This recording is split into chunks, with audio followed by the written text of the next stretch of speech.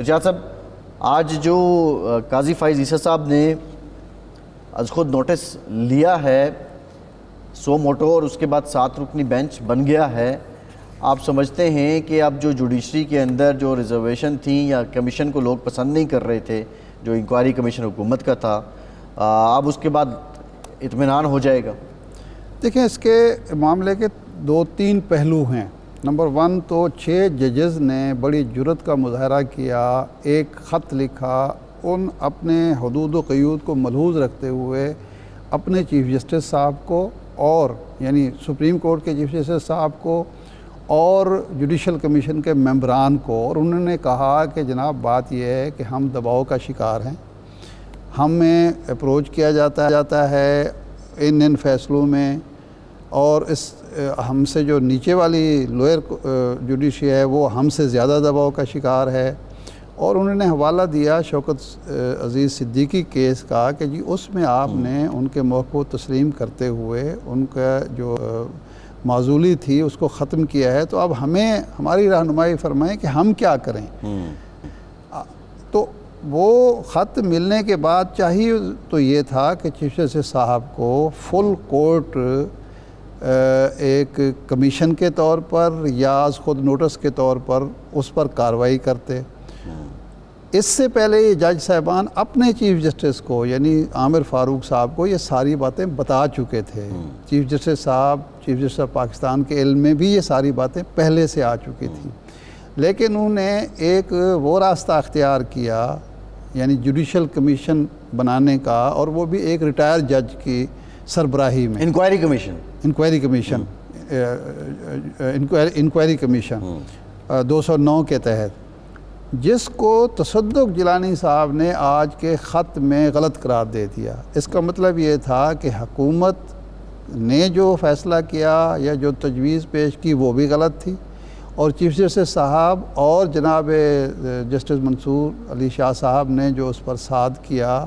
اس کو تسلیم کیا یا اس کو درست مانا، وہ بھی غلط تھا۔ یہ ایک اجتہادی غلطی تھی کہ یہ بن نہیں سکتا تھا، یہ عدلیہ کو خود سننا چاہیے تھا، اندر کا میٹر تھا، اندر رہنا چاہیے تھا، لیکن ایک غلط ڈائریکشن دی گئی۔ ایک تو یہ بات، اب اندر تو نہیں ہے ارشاد صاحب، اب انہوں نے از خود نوٹس لے لیا ہے۔ اب از خود نوٹس لینے کے بعد بھی جو بینچ بنا ہے، بظاہر اس پر یہ اعتراض ہو سکتا ہے کہ جناب چیف جسٹس اور جناب منصور علی شاہ صاحب تو اس معاملے میں ایک تو غلطی یہ کر چکے ہیں کہ اس معاملے کو خود دیکھنے کے بجائے انہیں جوڈیشل کمیشن کی تجویز مانی گورنمنٹ کی۔ ہم یہ کہتے ہیں کہ تجویز گورنمنٹ کی تھی، اور وہ ایک خبر یہ بھی آئی ہے کہ جسٹس گیلانی صاحب کے نے بعد میں انکار کیا، چیف جسٹس نے پہلے نوٹس لے لیا۔ اس سے کوئی فرق نہیں پڑتا، دونوں چیزوں کے میں جو چیز ماننے، جو سننے والی جو بات ہے، دیکھنے والی وہ یہ ہے کہ اب کمیشن ختم ہو گیا، اب دوبارہ تو کمیشن گورنمنٹ نہیں بنا سکتی جی، اور وہ اب آ گئے ہیں اس پہ از خود نوٹس پہ۔ اب جو بینچ بنا ہے اس میں 2 ججز جو خود بیٹھے ہیں چیف صاحب، اور ان پر یہ اعتراض کیا جا رہا ہے کہ انہیں اور منصور علی شاہ صاحب کو اس میں نہیں بیٹھنا چاہیے، ایک بات۔ اور دوسرے اس میں ایک سیکنڈ سر، نہیں اس بات پہ بندیال صاحب پہلے اپنے رائے نہیں دے چکے ہوتے، آپ اس کو ہر چیز کو مکس نہ کیا کریں بندیال صاحب کے ساتھ۔ یہ اپنی رائے دے چکے ہیں کہ جی اس پہ انکوائری کمیشن بننا چاہیے، جو تصدق جیلانی صاحب نے جس کو غلط قرار دے دیا، اور اس رائے میں منصور علی شاہ صاحب بھی شامل ہیں۔ اب وہ خود بیٹھ رہے ہیں، وہ تو اس کو سننا نہیں چاہتے تھے، اس وقت نہیں بنا نا، ایک بات۔ دوسرا یہ ہے کہ جسٹس منیب اختر صاحب اور عائشہ ملک صاحبہ کو کیوں نکالا گیا اس بینچ سے، یہ بھی ایک جسٹیفیکیشن اس کی کوئی آنی چاہیے، کوئی جواز ہونا چاہیے کہ جو لوگ اس کے انکوائری کمیشن کے مخالف تھے، انہوں نے رائے نہیں دے دی؟ نہیں، انہوں نے پبلکلی رائے نہیں دی حکومت کے حق میں۔ انہوں نے جو اجلاس تھا میٹنگ جو تھی اس میں یہ بات کی، اور ان کی رائے غلط درست ثابت ہوئی۔ یہ ایک اعتراض، ایک بات ہے۔ تیسرا جو اس میں بات یہ ہے وہ یہ ہے کہ آپ پر آپ کی طرف سے مسلسل خطوط لکھے جاتے تھے بندیال صاحب کو کہ سینئر ججز کو آپ اگنور کر رہے ہیں. اب منیب اختر صاحب سینئر جج ہیں, ان کو اگنور کیا جا رہا ہے, عائشہ ملک صاحبہ کو اگنور کیا جا رہا ہے. میں بھی گزارش کر رہا ہوں نا, تو اس لیے جو چیز اس وقت آپ کے نزدیک بات غلط تھی اب بھی غلط ہے. اب آپ درست کریں, اب آپ وہی کام نہ کریں جو پہلے وہ کرتے تھے تو غلط تھا. جی شاد صاحب, سینٹ کے انتخابات کل ہو رہے ہیں اور ابھی تک کی جو اطلاعات ہیں, جو اسپیکر کے پی کے اسمبلی ہیں بابر سواتی صاحب, وہ گئے ہیں پشاور ہائی کورٹ اور انہوں نے یہ کہا ہے کہ رائے دی جائے, نہ کوئی ریکوزیشن آئی ہے نہ کوئی اور معاملہ ہے, تو میں کیسے حلف لے لوں یا اجلاس کیسے بلا لوں کہ قومی اسمبلی کا. بہرحال قصہ مختصر یہ ہے, صوبائی اسمبلی کا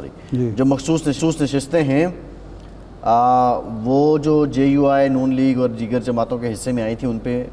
حلف نہیں اٹھایا ابھی تک ممبران نے, اور ابھی تک کی جو پوزیشن ہے اس کے مطابق وہ کل ووٹ کاسٹ نہیں کر سکتے ہیں. اب ان کی بھی ایک پٹیشن گئی ہوئی ہے, آیا اس پہ فیصلہ آتا ہے یا نہیں, کل آیا کے پی کے میں الیکشن ہوں گے بھی یا نہیں. لیکن دوسری ڈیولپمنٹ یہ ہے, مراد سعید, اعظم سواتی, اظہر مشوانی, فیصل جاوید, ان کے کاغذات نامزدگی منظور ہو گئے ہیں. پشاور ہائی کورٹ نے ان کو منظور کر لیا ہے غالباً. یہ شاہ صاحب ساری ہیں. آپ نہیں سمجھتے کہ سینٹ الیکشن جن صوبوں میں ووٹنگ ہونی ہے وہاں پہ اٹ سیلف ایک تنازع پہلے سے ہی کھڑا ہو رہا ہے؟ کوئی تنازع تو نہیں ہے. یہ جو معاملہ ہے یہ تو میں آپ کو علم ہے کہ میرا تھرو آؤٹ یہ موقف رہا ہے کہ ایک قانون قدرت ہے جس کو بیان کیا گیا ہے اردو محاورے میں, جیسی کرنی ویسی بھرنی. جب سپریم کورٹ کے فیصلوں کو بے اثر کیا جا رہا تھا, نہیں مانے جا رہے تھے, تو ہم اس وقت بھی کہتے تھے کل آپ کو بھی یہ فیس کرنے پڑیں گے. تو آج فیس کرنا پڑ رہا ہے. جو لوگ مسلم لیگ کے لوگ, پیپلز پارٹی کے لوگ, اے این پی کے لوگ, جے یو آئی کے لوگ اس وقت فیصلے نہیں مانتے اور بغلیں بجا رہے تھے کہ دیکھیں جی یہ فیصلہ بھی ہم نے غیر مؤثر کر دیا, یہ لاہور ہائی کورٹ کا فیصلہ ہم نے نہیں مانا, یہ سپریم کورٹ کا فیصلہ نہیں مانا, اب ان کو فیس کرنے پڑ رہے ہیں. یہ روش اچھی نہیں ہے. یہ کل بھی غلط تھی, آج بھی غلط تھی. ہائی کورٹ ہو, سپریم کورٹ ہو, ایون لوئر کورٹ ہو, فیصلہ ہے مانیں, کیونکہ یہ کوئی جنگل نہیں ہے, یہ کوئی بنانا ریپبلک نہیں ہے, پاکستان ہے, اسلامی جمہوریہ پاکستان ہے, جس کا ایک آئین ہے جو وجود میں ہی ایک آئینی اور قانونی جد و جہد کے ذریعے آیا ہے, جو وجود میں ہی اس لیے آیا ہے کہ ہم ایک موجودہ دور کا ماڈرن اسلامی فلاحی معاشرہ وجود میں لائیں گے. اس معاشرے میں یہ نہیں ہو سکتا کہ جو فیصلہ آپ کو پسند نہ آئے وہ آپ نہ مانیں, اور جو فیصلہ کسی دوسرے کو پسند نہ آئے وہ نہ مانے. بھائی یہ ریاستیں وجود میں اس لیے نہیں آئی تھیں کہ نہ کوئی عدالت کا فیصلہ مانا جائے گا, نہ قانون کی کوئی ریٹ ہوگی, نہ آئین کی ریٹ ہوگی, ہر شخص مادر پدر آزاد ہوگا, تو ایسے نہیں ہو سکتا. تو اب چونکہ جب یہ موقف پی ٹی آئی نے اختیار کیا کہ جب تک اسمبلی کمپلیٹ نہ ہو اسپیکر کا الیکشن نہیں ہو سکتا, جب تک مخصوص نشستوں کا فیصلہ نہ ہو اس وقت تک وزیر اعظم کا نہیں ہو سکتا الیکشن, صدر کا الیکشن نہیں ہو سکتا, تو اس وقت کوئی ماننے کے لیے تیار نہیں تھا. نہ ایاز صادق صاحب ماننے کے لیے تیار تھے, نہ شہباز شریف صاحب ماننے کے لیے تیار تھے, نہ امیر مقام صاحب ماننے کے لیے تیار تھے. اب وہ یہی کچھ ان کے ساتھ ہو رہا ہے, یعنی پی ٹی آئی وہی کر رہی ہے جو ان کے ساتھ, کیونکہ راستہ کھول دیا نا آپ نے ایک راستہ دکھا دیا, آپ نے ایک راستہ دکھا دیا کہ جناب اس طریقے سے بھی کام کیا جا سکتا ہے. آپ کہہ رہے ہیں کہ یہ وہی اپروچ ہے جو نون لیگ کی تھی, جو پیپلز پارٹی کی طرف پی ٹی آئی کر رہی ہے. ہم اس کو کوئی خاص فرق نہیں واضح کر سکتے کہ میں تو نہیں کہہ رہا, میں تو یہ کہہ رہا ہوں کہ کل بھی یہ غلط تھا, آج بھی غلط ہے, لیکن یہ راستہ دکھایا گیا ہے, جیسی کرنی ویسی بھرنی. اب رونا نہیں چاہیے یا اب دہائی نہیں دینی چاہیے آئین کی, قانون کی, عدالتوں کی, عدالتی فیصلہ ہوتا ہے, ایک شخص کو رہائی ملتی ہے, اس کو دوسرے کیس میں اندر ڈال دیا جاتا ہے, تیسرے کیس میں ڈال دیا جاتا ہے. جب آرٹیکل 5 کو بنیاد بنا کے وہ تحریک عدم اعتمادی اڑا دی تھی قاسم سوری نے, اور پھر وہ یہ لے کے چلے گئے سپریم کورٹ. ٹھیک ہے, اس وقت میں نے کیا کہا, معاملہ یہ بالکل ٹھیک ہے آپ کی بات, میں نے اس وقت یہی کہا تھا. جب پنجاب کا معاملہ ہوا تو وہ دوسرے پی ٹی آئی والے لے کے چلے گئے سپریم کورٹ. بہرحال اب یہ راستہ کھلا ہے, تو اب اس میں دیوار بنے یا نہر بنے نہیں, اب ہونا یہ چاہیے کہ اب کوئی رولز آف گیم طے ہوں اور جو طاقتور گروہ ہے وہ سب سے پہلے اپنے آپ کو پابند کرے آئین کا، قانون کا، کہ ہم کل نہیں کریں گے.